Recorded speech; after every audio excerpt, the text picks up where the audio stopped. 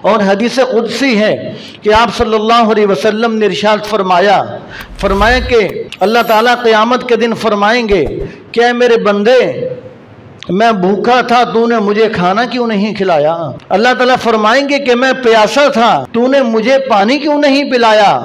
تو نے مجھے کپڑا کیوں نہیں پہنایا؟ اللہ تعالیٰ فرمائیں گے کہ میں بیمار تھا، تو نے مجھے دوائی کیوں نہیں دی؟ کہ وہ بندہ حیران ہو کر پوچھے گا کہ یا اللہ، آپ بیمار تھے، آپ بھوکے تھے، آپ پیاسے تھے، آپ تو ان تمام چیزوں سے پاک ہیں۔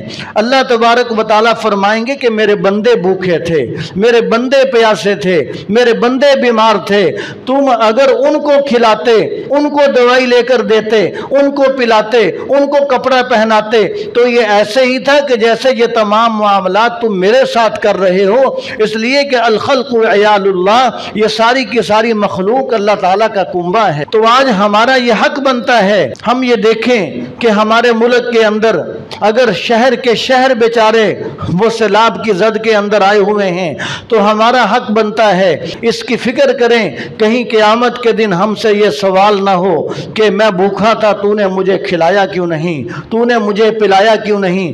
یہ نہ سوچا جائے کہ وہاں پر تو پانی ہی پانی ہے، وہ پانی سیلاب کا پانی کوئی پینے کے قابل نہیں ہے، ان کو پانی کی بھی ضرورت ہے، کھانے کی بھی ضرورت ہے، دوائی کی بھی ضرورت ہے۔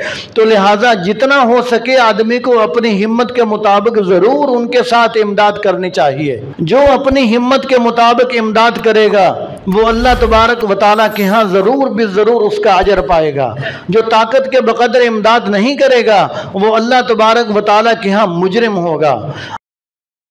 يا أيها الذين آمنوا اتقوا الله وكونوا مع الصادقين